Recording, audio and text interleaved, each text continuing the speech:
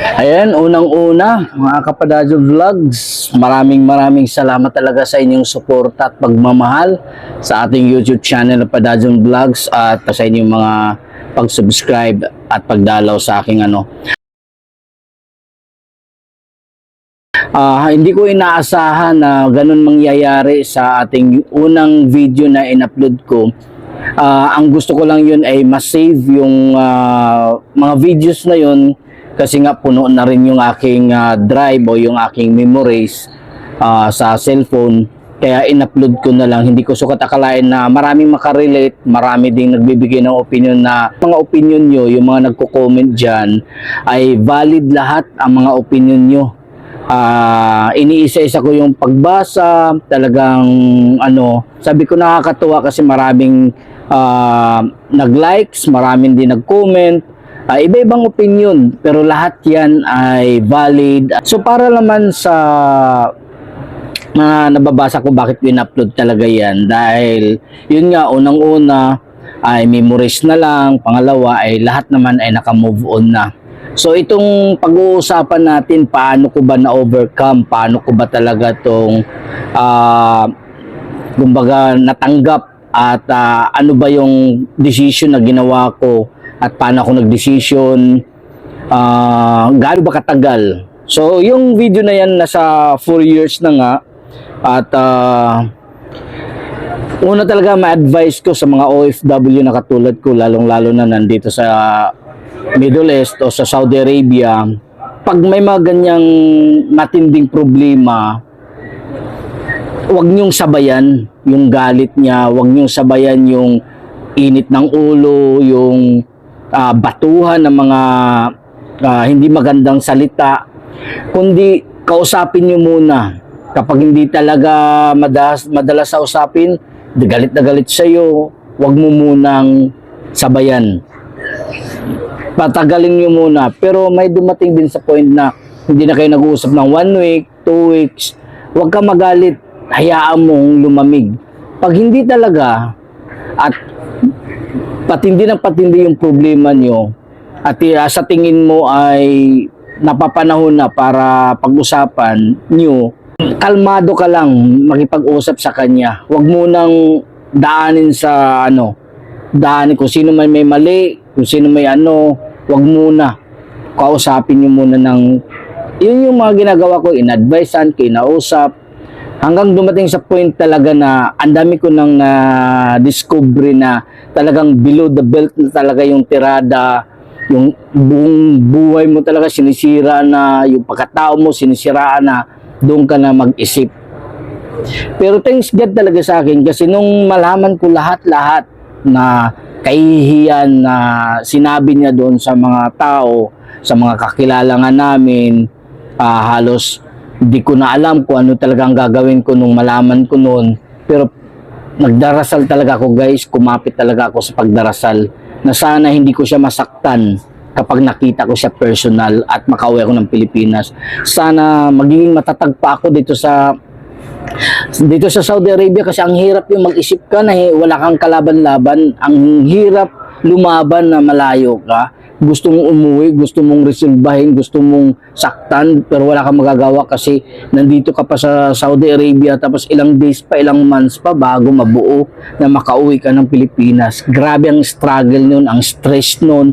Hindi mo alam kung anong gagawin mo, yung hindi ka nakausap, hindi ka na tinatawagan, hindi mo na rin siya makausap. Ang daming naglalaro sa isip. Pero isa lang talaga ang kinakapitan ko, yung pagdarasal. Nagdasal ako, Lord, kakayanin ko ba ito? Lord, ano ba nangyari dito? Talagang kinakausap ko yung sarili ko. Tinago ko to sa mga kasamahan ko. Sa trabaho, sa kaibigan, wala akong pinagsabihan kasi kapag sinabi mo kasi sa kanila, mas lalong lumala at mas lalong gumulo yung utak mo. Kung ano-ano na lang yung pumapasok na mga advice o yung mga sa utak mo dahil kiniwento mo sa iba. At meron din makapagpa-trigger sa'yo kapag sinabi nila. Kaya wag ka muna talaga magkwento sa mga kaibigan mo. Yun talagang pinaka-the best thing. Kahit sino yung pinaka-close na kaibigan mo, wag ikwento. Kailangan mo talaga gawin mo muna ng paraan na ayusin. Pag hindi na talaga maayos, sa tingin mo talagang hindi na kailangan ayusin sa telepono, sa video call, antayin nyo yung oras na magkita kayo. Antayin mo yung oras na magkaharap kayo. At huwag mong sabayan. Nung umuwi ako sa Pilipinas, at nag-uusap nga kami doon sa mga nalalaman ko, doon sa mga pamamahiya niya, doon sa mga kung ano-ano, umiyak din ako nung hindi ko pinapakita. Kasi sa tinagal-tagal ng sakripisyo mo, yung pagsisikap mo, yung gusto mong maibigay lahat sa kanila, alam mo naman yun mga OFW, ka-imposible hindi mo sila suportahan, kaya nga ka nandito sa ibang bansa. Sinusuportahan mo yan. Walang OFW na hindi nagsuporta ng pamilya. Sagad-sagad yan. Alam ng mga OFW kung paano tayo sagarin at sagad sa pagpapadala. Halos walang matira sa atin yan. Pero masaya pa rin tayo nakapagbigay, nakapagbahagi ng mas malaki sa kanila dahil inuuna natin talaga sila.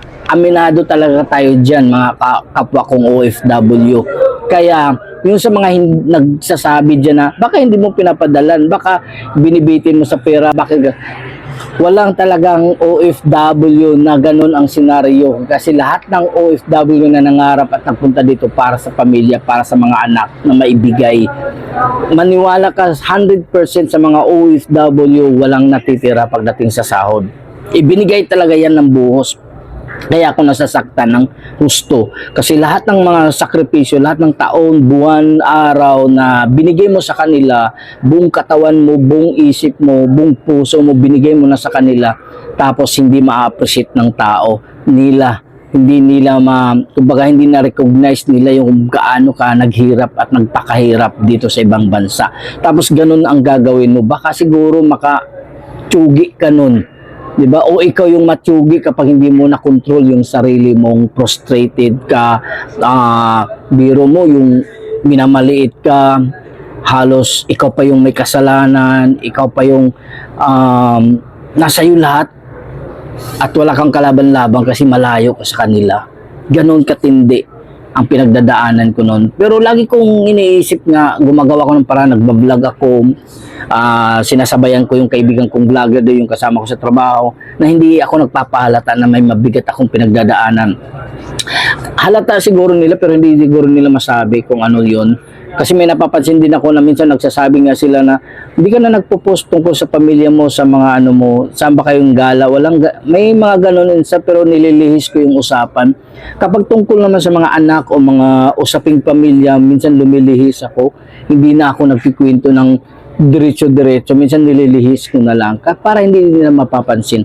At never talaga ako nagkikwento sa mga kaibigan, sa mga pinagdadaanan ko kasi nahihiya nga ako dahil ito yung nangyayari sa pamilya ko ito yung nangyayari sa mga anak ko, kaya ako naglabas ngayon, kaya ko na maglabas at magkwento kasi tapos na, wala na yung galit, wala na yung panghihinakit, wala na yung doubt na baka mapahiya ako, wala na yung sa akin na ano ngayon.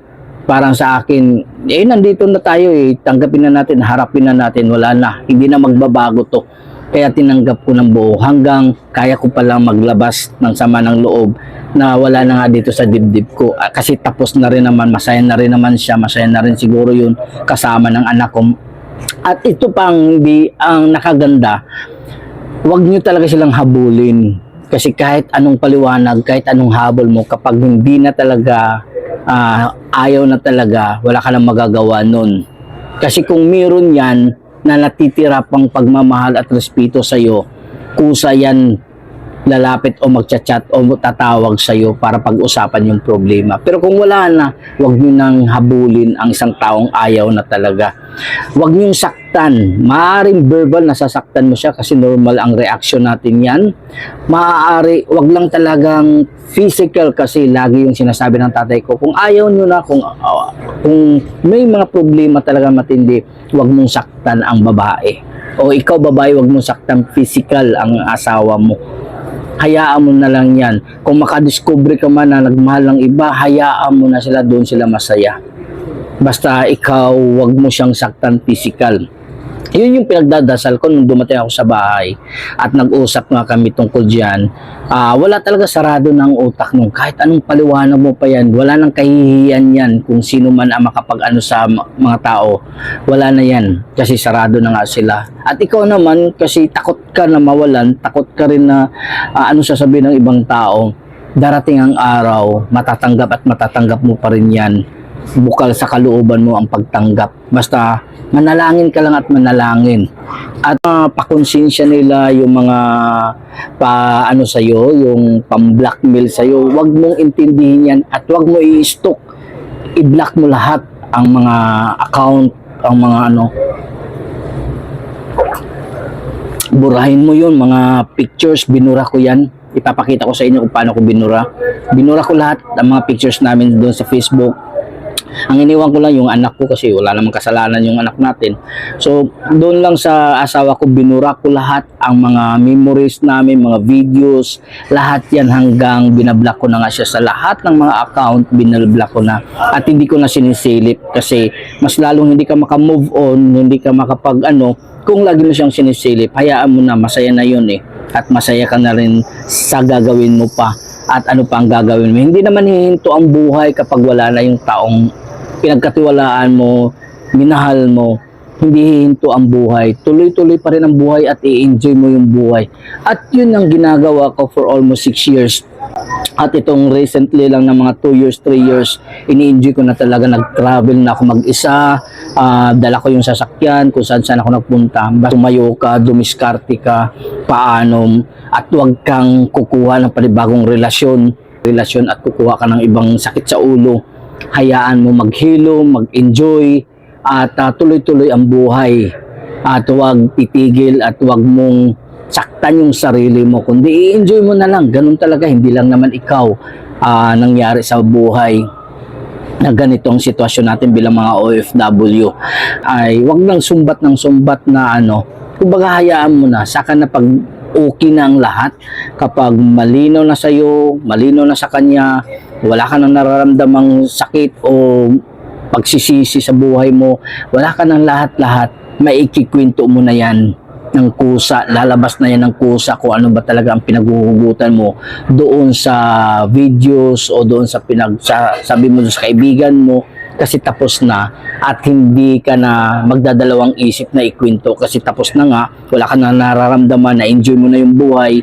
So yun nga lang talaga, nailabas ko yung video na yon dahil para naman kahit papaano, kapag napanood ng kanyang kamag-anak o ng kaibigan niya, hindi ako yung totally talaga na pinakamasamang tao na nakilala nila at narinig nila doon sa ikinikwento ng aking partner. Kasi meron naman siguro akong kabaitan. Wala naman siguro taong pinanganak na masama ang tao talaga. So yun lang, napakasimple lang at ang ganda lang talaga ng outcome na okay ka na, masaya ka na. Kasi sa totoo lang, naikikwento ko na lang, naglakas loob ako na maikwento kasi tapos na eh. Nararamdaman mo na yung okay ka na, masaya ka na, at siguro sa pagpapatawad, hindi ko masabi kung napatawad ko na, basta wala na sa isip ko yun. Hindi na ako nag-attempt pa, nakausapin siya. At alam kong, dahil alam ko yung ugali talaga niya, dapat napaghandaan mo yung sarili mo. Lagi kang handa sa sarili mo kung ano yung mga outcome. Kasi ikaw lang mismo makakakilala sa taong sinamahan mo ng ilang years. Ikaw lang yung... Sa panibagong pag-asa ating haharapin, saan man tutungo, hindi natin alam. Kaya't simulan mo ang araw ating nang lalakbayin. Sa hilag at kanluran, sa timog silangan ay may pag-asa.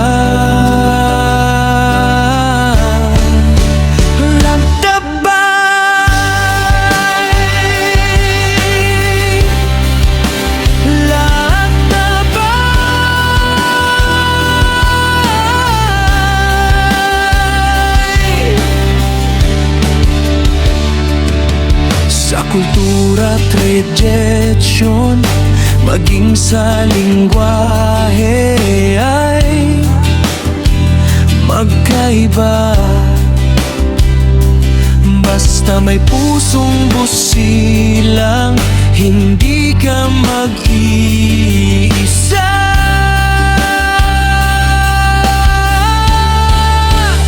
Lantabay,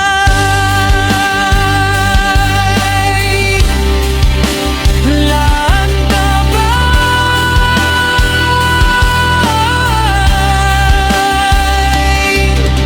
huwag kang matakot, huwag kang mangamba, kahit san sulok ng Pilipinas,